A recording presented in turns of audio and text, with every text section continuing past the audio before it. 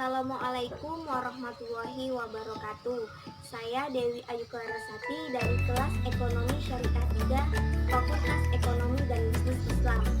Di sini akan menyampaikan materi yang berjudul Revisi Pesan-pesan Bisnis guna memenuhi tugas UAS mata kuliah Komunikasi dan Bisnis Islam oleh dosen pengampu Bapak Alias Chandra. Di revisi pesan-pesan bisnis ini kita akan bahas 6 poin. Yang pertama, keterampilan merevisi pesan. 2, pemilihan kata yang tepat. 3, membuat kalimat yang efektif. 4, menulis ulang pesan. 5, memproduksi pesan. 6, mencetak pesan. Keterampilan merevisi pesan. Keterampilan merevisi pesan ini memerlukan proses pemikiran, tenaga, dan waktu, di mana pesan-pesan bisnis ini mencakup pesan-pesan bisnis secara tertulis dan pesan-pesan bisnis secara lisan. Pesan-pesan bisnis tertulis terbagi lagi atau terdiri lagi dari mengedit isi dan cara pengorganisasiannya. Kedua, mengedit mekanik dan cara penulisannya. Ketiga, mengedit format dan layout. Pertama, akan saya jelaskan mengedit dan cara pengorganisasiannya. Pada fase awal pengeditan, perlu perhatian secara seksama, terutama pada pesan-pesan awal dan akhir, karena pesan-pesan tersebut mempunyai pengaruh besar terhadap audiens. Perhatikan bahwa pembuka surat itu relevan, menarik, dan memberikan reaksi pada pembacanya. Untuk pesan-pesan yang lebih panjang beberapa paragraf, pertama mencakup subjek, maksud, dan organisasi bahan. Yang kedua, mengedit mekanik atau teknis penulisan. Setelah melakukan pengeditan isi, pengorganisasian, dan gaya penulisannya, langkah berikutnya adalah melakukan pengeditan dari sudut mekanik atau teknis penulisannya. Suatu pesan-pesan bisnis, teknis penulisan suatu pesan-pesan bisnis ini mencakup antara lain: 1, susunan kalimat yang digunakan. 2, penggunaan kapitalisasi secara tepat. 3, penulisan tanda baca secara benar. 4,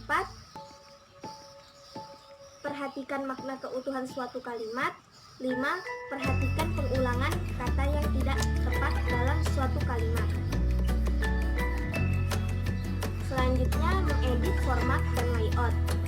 Langkah terakhir dalam mengedit suatu pesan bisnis adalah mengedit format atau layout secara keseluruhan. Di samping melakukan penelaahan terhadap tata bahasa, ejaan, kesalahan tulis, dan tanda baca, format penulisannya juga tidak boleh diabaikan begitu saja. Jika format penulisannya menarik, ditata rapi, bersih, dan tidak penuh coretan, dengan kertas yang digunakan berkualitas baik, audiens akan senang membacanya. Selanjutnya akan kita bahas pesan-pesan bisnis lisan. Sebagaimana pesan-pesan bisnis secara tertulis, pesan-pesan bisnis yang disampaikan secara lisan memerlukan pengeditan ulang, perbaikan atau pengeditan seperlunya, sehingga suatu pesan bisnis ini dapat dipahami audiens dengan baik. Perlu dilakukan kegiatan pengeditan yang mencakup antara lain: A, substansi pesan, B, pengorganisasian pesan, dan C, gaya bahasa. Mengedit substansi pesan yang akan disampaikan kepada audiens ini merupakan salah satu hal yang penting juga. Selanjutnya, pengorganisasian pesan. Pengorganisasian pesan ini mencakup 3 poin penting, yaitu 1, pembuka. Misalnya, salam pembuka, perkenalan diri. 2, penyampaian substansi pesan. Misalnya, pengantar pesan yang dilanjutkan dengan substansi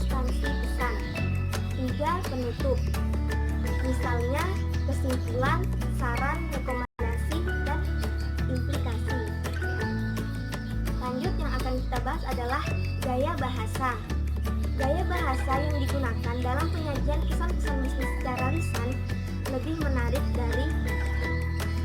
pada bentuk secara tertulis. Karena biasanya cara penyampaiannya itu lebih luas dan lebih tidak terasa monoton. Selanjutnya kita akan bahas pemilihan kata yang tepat. Pemilihan kata dalam penyampaian pesan-pesan bisnis kepada audiens sangat penting. Penggunaan kata asing yang sukar dimengerti adalah pemborosan. Agar suatu komunikasi dapat tercapai maksudnya, perlu diperhatikan hal-hal berikut ini. 1. Pilihlah kata yang sudah familiar. 2. Pilihlah kata yang singkat. 3. Hindari kata-kata yang bermakna ganda. Yang pertama saya akan jelaskan, pilihlah kata yang sudah familiar. Pentingnya ini adalah terutama untuk mengetahui latar belakang pendidikan dan pengalaman audiens. Pemahaman yang baik terhadap audiens akan memberikan pengaruh yang baik bagi proses penyampaian pesan-pesan bisnis. Lanjut, pilihlah kata yang singkat. Kata-kata yang singkat selain efisien juga mudah dipahami oleh audiens adalah hal yang penting.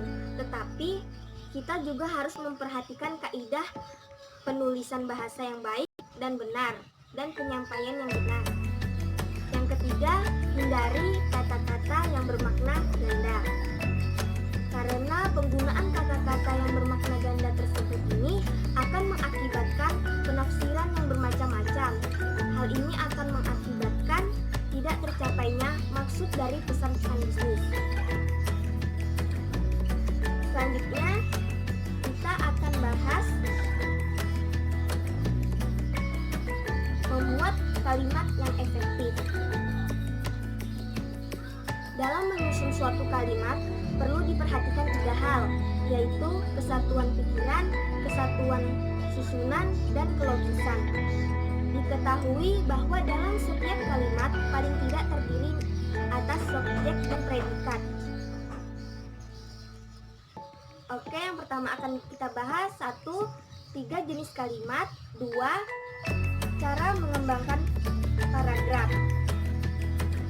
Nah, yang pertama 3 jenis kalimat. 3 jenis kalimat ini terdiri atas kalimat sederhana, kalimat majemuk, dan kalimat kompleks. Kalimat sederhana ialah suatu kalimat yang hanya memiliki sebuah subjek dan predikat, namun tidak menutup kemungkinan suatu kalimat dilengkapi dengan subjek baik langsung maupun tidak langsung. Kalimat majemuk. Kalimat majemuk berisi 2 atau lebih klausa independen dan tidak mempunyai klausa dependen. Klausa independen merupakan klausa yang dapat berdiri sendiri atau mempunyai pengertian yang utuh. Sedangkan klausa dependen adalah klausa yang tidak dapat berdiri sendiri. Lanjut, kalimat kompleks. Kalimat kompleks berisi sebuah klausa independen dan 1 atau lebih klausa dependen sebagai anak kalimat. 2. Cara mengembangkan paragraf yang terdiri atas ilustrasi, perbandingan, pembahasan sebab akibat, klasifikasi, dan pembahasan pemecahan masalah. Ilustrasi ini dapat digunakan untuk memberikan gambaran terhadap ide atau gagasan umum. Pemberian contoh terhadap topik bahasan yang relevan akan memberikan gambar yang jelas dan mudah dipahami oleh audiens. Perbandingan atau persamaan dan perbedaan. Kita dapat mengembangkan paragraf dengan cara membandingkan persamaan maupun perbedaan terhadap suatu pemikiran dengan pemikiran yang lain. Cara pengembangan seperti ini tentunya memerlukan wawasan yang luas agar penyampaian pesan-pesan bisnis ini tercapai. Yang selanjutnya, pembahasan sebab akibat. Ketika mengembangkan suatu paragraf, kita harus memfokuskan perhatian pada sebab akibat suatu masalah agar dapat memberikan arah yang jelas terhadap suatu pokok bahasan tertentu. Selanjutnya klasifikasi. Klasifikasi ini untuk mempermudah pemahaman paragraf bagi pengirim pesan dan penerima pesan. Selain itu, agar suatu topik bahasan menjadi lebih terarah atau terfokus. Pembahasan pemecahan masalah.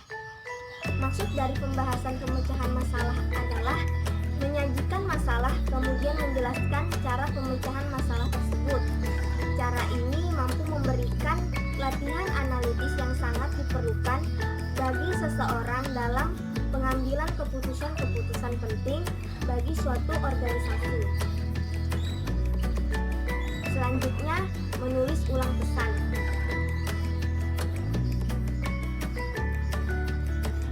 Setelah penulisan ulang dilakukan dengan baik, dokumen bisnis kemungkinan akan menjadi berjumlah separuh dari rencana semula. Dokumen yang ditulis ulang umumnya lebih ringkas, mantap, dan kuat. Ketika menulis ulang, perhatian ditunjukkan pada setiap kata yang memberikan kontribusi pada kalimat yang efektif dan pengembangan kalimat. Jadi terkadang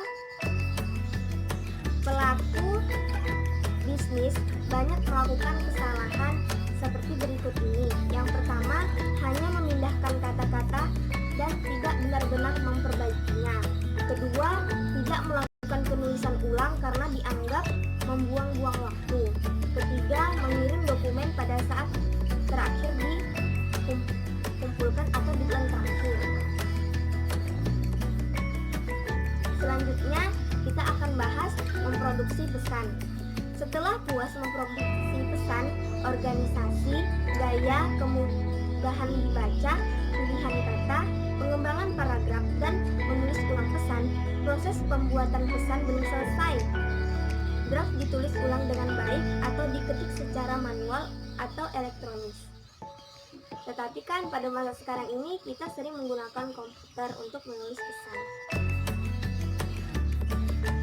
Nah, desain ini juga diperlukan karena desain pesan yang efektif akan memberi pedoman kepada pembaca dalam menyimak seluruh isi pesan tersebut.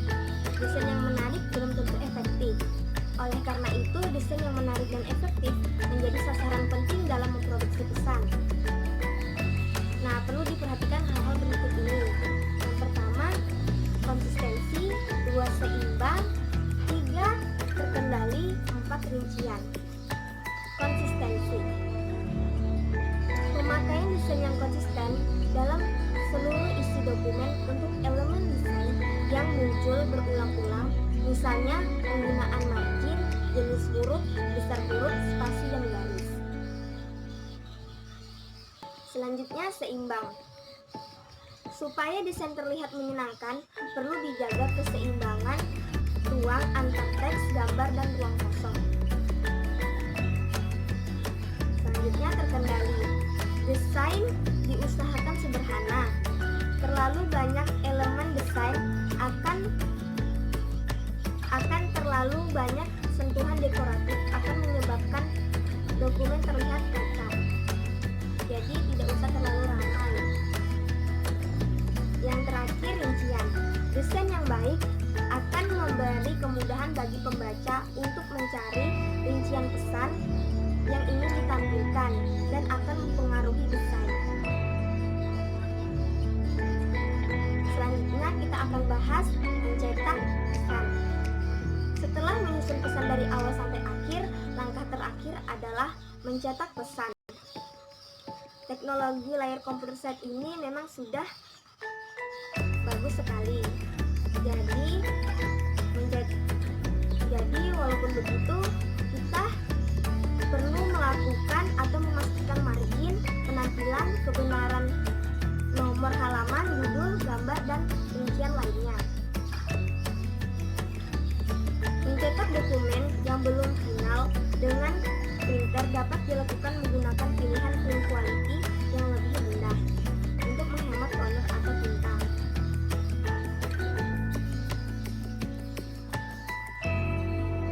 Ya, itu tadi penyampaian revisi pesan-pesan bisnis. Selanjutnya saya akan bacakan kesimpulan dari bahasan hari ini.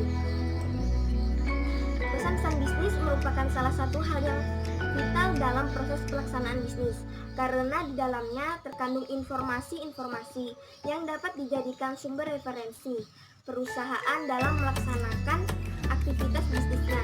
Tak jarang bentuk pesan-pesan bisnis tersebut terjadi kesalahan atau ketidaksesuaian sehingga menimbulkan banyak hambatan informasi. Oleh karena itu, bertindak untuk merevisi pesan-pesan bisnis ini adalah cara yang terbaik untuk dilakukan.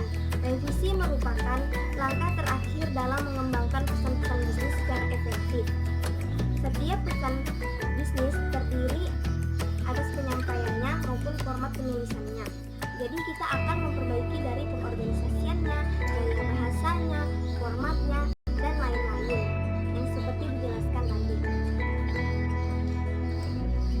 Nah, gaya penulisan yang efektif ini dimulai dengan pemilihan kata yang tepat. Dalam memilih kata juga kita perlu perhatikan memilih kata yang mudah dipahami, familiar, dan kita hindari kata-kata yang bermakna ganda seperti yang dijelaskan di awal tadi. Oke teman-teman, sekian penjelasan revisi pesan-pesan bisnis hari ini.